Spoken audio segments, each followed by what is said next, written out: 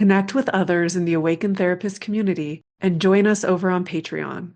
When you become a member of the Awaken Therapist community, you'll gain access to the exclusive consultation portion of this episode. Find out more at thespirituallyaligned.com. I'm Harmony Quaker, licensed counselor, author, and visiting instructor at Naropa University, where I teach Gestalt therapy. I created this podcast to support therapists in exploring deeper dimensions in their work with clients. You'll notice that in each episode, my guest therapist stays anonymous. This is to preserve the anonymity of the client they present in our case consultation available on Patreon.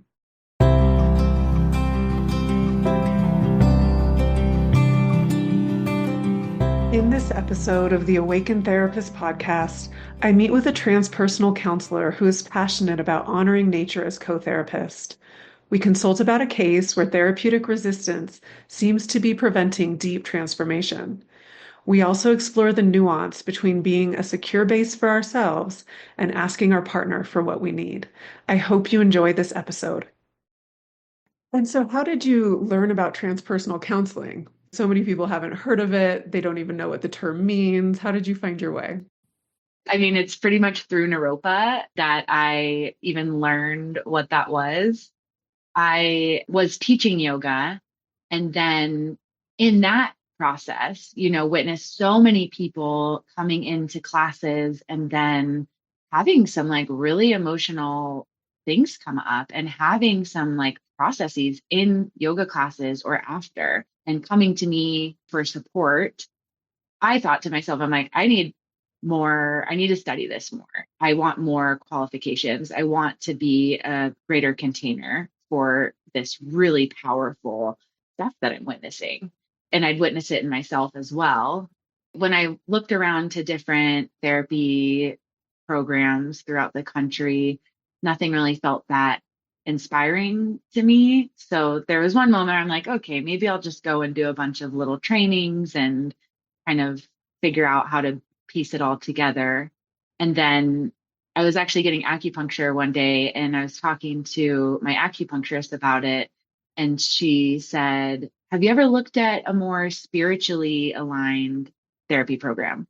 And I was like, I didn't even know that existed actually. So, and something clicked and I went home and like, I think I literally Googled spiritual therapy counseling programs and Naropa came up and I was the first time that I had really heard of transpersonal therapy.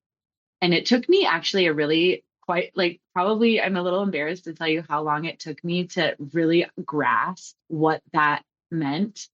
And I remember having to write a paper in school about like what is transpersonal therapy. And it was so hard, I think, to put into words and to feel like I think I get it, but like, can I articulate this well? I knew it in my heart, knew what it was, and I understood it. And it's what drove me to that program and to this. But putting it into words was the challenging part. And so, how would you define it now? Just given that you've been in practice for a while, and yeah, what is transpersonal counseling to you? What does it mean to you in your heart?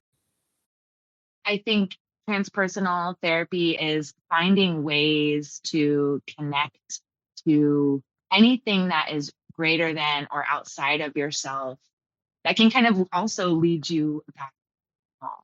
So allowing this kind of expansion that, yeah, just creating this kind of expansion outwards that also allows you to root in deeper to who you are and in this experience.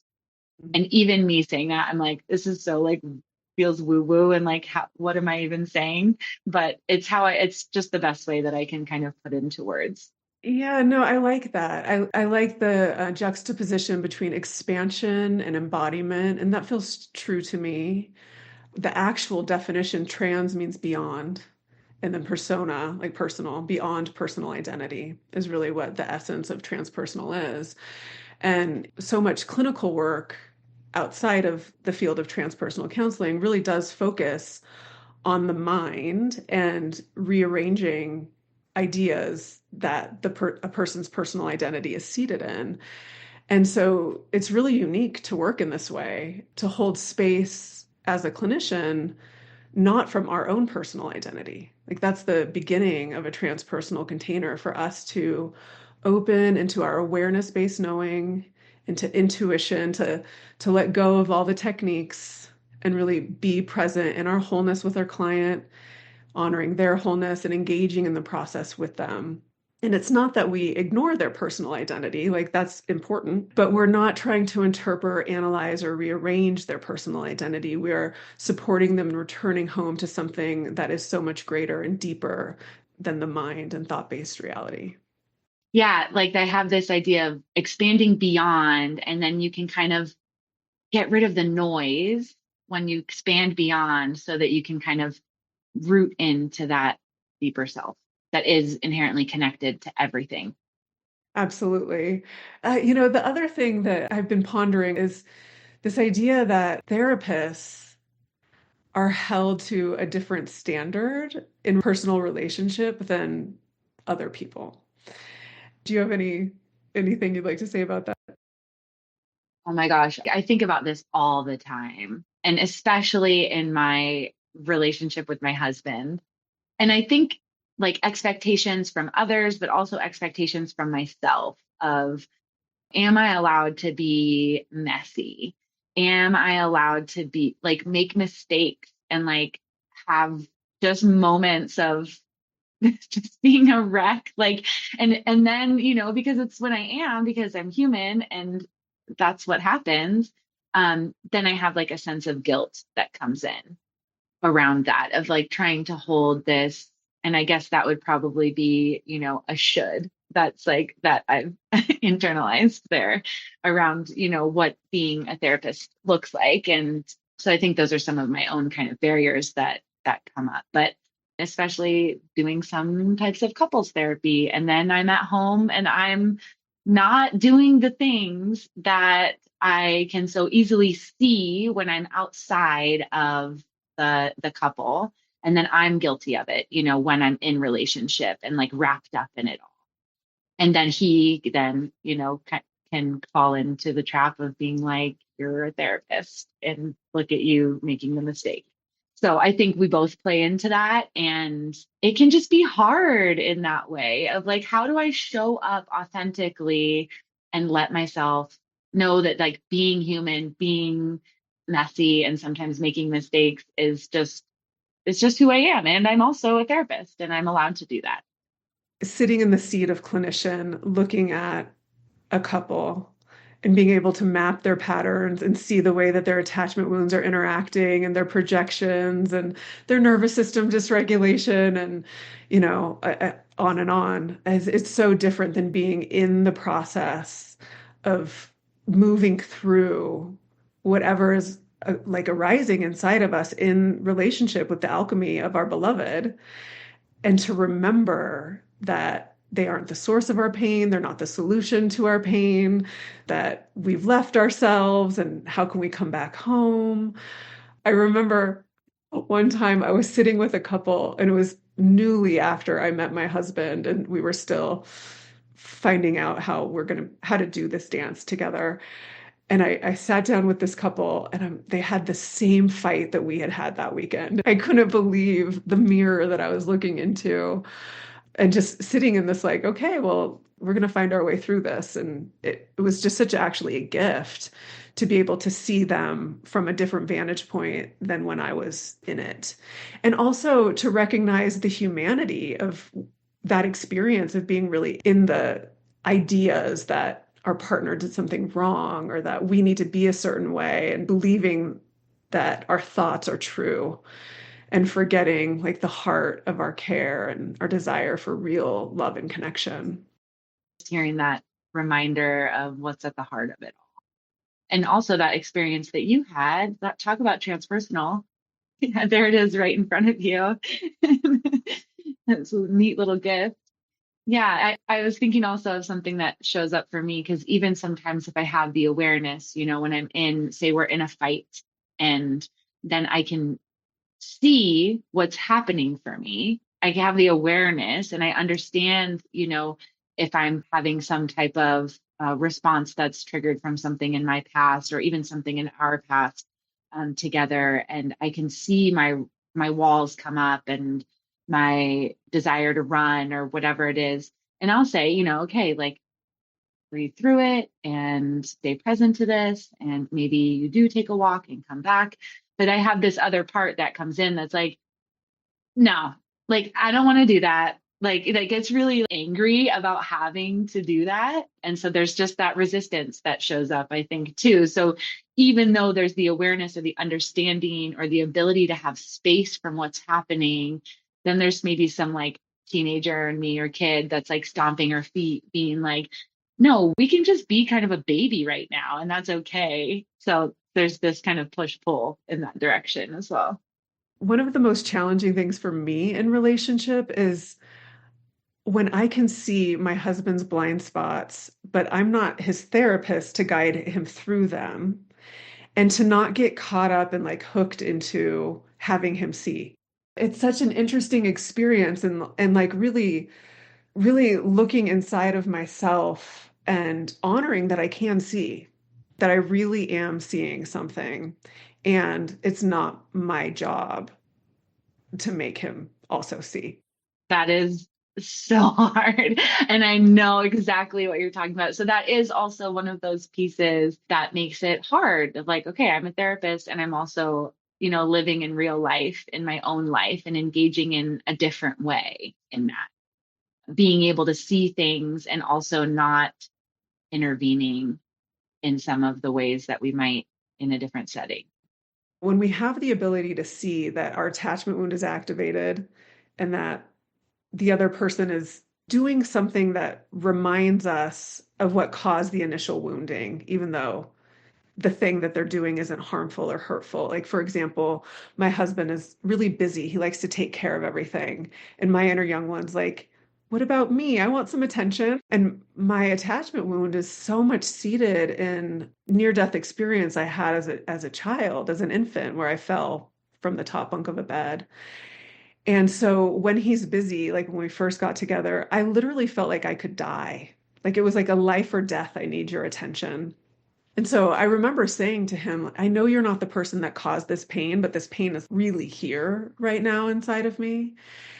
And in that practice, I realized that it isn't his job to give me attention all the time. Like as an infant, I needed that to stay safe. But as an adult woman, that actually isn't what I'm needing right now.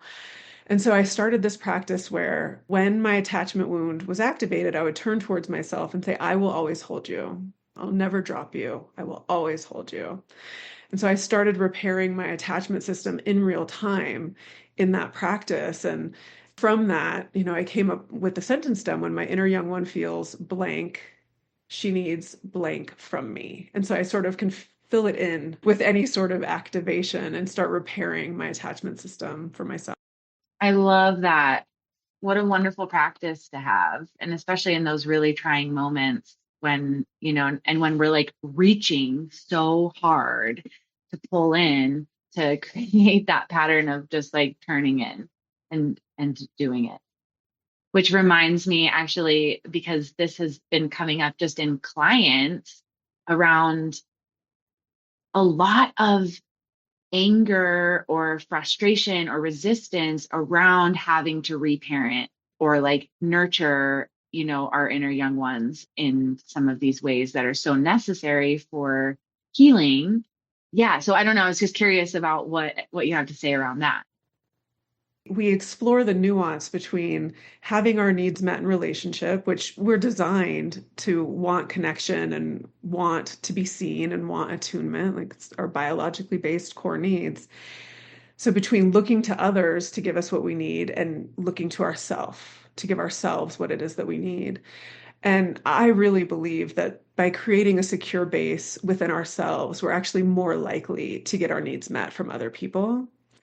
And so it really isn't an either or. For me, it's a first and then. Like first I come home to myself and then I ask you for what it is that I'm wanting. And I do, like in my example that I shared, I was reparenting myself and creating a secure base with myself. And there are times I had an experience recently where I was activated And I did the thing that you said. I'm like, okay, I'm gonna go take a shower and just like see what's here for me. And I went back to my husband and I said, I affirmed that I believe that you had a good intention when you said this thing to me. And I really do. Like, I really do believe that he did. And the impact on me was I was feeling like you didn't want to be there for me. I'm not going to, go into the details of the experience, but I really wanted to be known in the impact that he had on me. And so he like listened and, he was sweet, but I needed validation from him that the impact that I had made sense. And so I very specifically just said, will you tell me that it makes sense that I feel this way? But I can get very specific about asking for what I need also, because that is healing too. And the relationship is a place for healing and growth to happen also. I think that's helpful in what you said around creating a secure base in ourselves. We end up, naturally starting probably getting our needs met from other people and knowing what we need and learning to ask for that. Like in that example you just gave of like specifically just tell me this makes sense. Because that's what I see so much in this like really strong belief that, we need other people to be dependable and they have to show up for us and like they have to do these things for us in order for us to be taken care of. And so I come up against that all the time in practice in working with clients because it feels like there's this strong, strong, strong feeling of like, no, we have needs that originate, as babies and our parents are supposed to take care of us. And so that means that throughout life that someone else has to fill in that space and show up for us in this way, or else the wound persists. No matter how much I take care of myself, I just want another body to do it for me. Yeah. So it just feels like it's like so tender around that in kind of reminding this understanding of having to start with yourself and create that secure base within yourself so that you can create secure relationships around you. As I'm listening to you too, I want to say that I look at this very much through the lens of the transpersonal. Like with your clients who say, I don't want to have to give this to myself, that I is their personal identity, as opposed to my true nature, the truth of who I am, giving myself what I want. The way that I see it is that when we think that somebody else is the source of our healing, the source of our love, the source of our wholeness and okayness, like I'm only whole and okay if I get what I need from you, then I'm making that person the source of life. I'm making them God, essentially. And really, it just keeps a person off balance from themselves. And so, either or of those solutions don't actually create deep healing and repair within the system. So, in a transpersonal container, the work would be to differentiate from that attachment wound. People actually hyper identify with their attachment wounds. They believe that the pain of their attachment wound is who they are. And so to do the work of getting space from the attachment wound, loving and caring for that attachment wound from a different place within, they can find their way back to their true source of wholeness, their true source of love and belonging, and then meet the people in their life from that place. You make it sound so simple. When I talk to you, I'm like, gosh, that just makes so much sense. And sometimes working with clients, I maybe get pushed back by their resistance or lost in that confusion around where attachment can be healed. Like I think there's this strong, like we were saying, strong belief that it has to be healed in relationship. And so what you're saying is that yes, but we create space between that true self and the wound, and then create a relationship with it that turns into nurturing and loving that hopefully can create that secure base that we're speaking of. Just like makes so much sense when you say it. Yeah, and I'll just also share personally that in my own relationship with my husband, I sit in meditation and contemplative practice and prayer and ask that our connection has us bring us closer to our own true self, to our own true nature, that our being together has us feel more connected to ourselves. What do you love about this work and supporting clients in the way that you do? There's just something I think so powerful in sitting with someone in their pain, in their suffering, in their stuckness. And even if it's not linear or brief, but seeing these moments of clarity or seeing them find that connection to the self, even for just a moment, and then slowly begin to expand on that over time and start to show up in this different way is just the most powerful, beautiful thing I've ever experienced in life. Yeah, I agree. I've been doing this for so long, almost 20 years. And every time I sit with a client, I feel so grateful and honored to be in contact with them while they're suffering and to be with them along their journey of finding their way back to themselves. It affirms my love of humanity every day. I think it's just such a beautiful, beautiful gift. And even if I've been working with somebody for 10 plus years, every day is different. Like exploring their inner world and discovering their map on that day is a different experience than it was because we're continually shifting and evolving our developing sense of self. It's such a beautiful gift. Listening to real life clinical examples is a wonderful way to increase awareness of how to approach your work from this powerful modality. To listen to the full episode where my guest and I consult about a challenging case, join us on Patreon. This is intended for educational purposes only, and the content here should not be taken as advice or clinical supervision. Find out more at thespirituallyaligned.com. If you want to learn more about the art of transpersonal counseling, check out the Awakened Therapist Signature course at thespirituallyaligned.com. This is a go at your own pace course with non-contact recorded webinars, demos, practices, and PDF handouts where you can learn more about spirituality, consciousness, and subtle energy through the lens of Gestalt therapy. To learn more, check out our trainings at thespirituallyaligned.com and receive your course today sent directly to your inbox.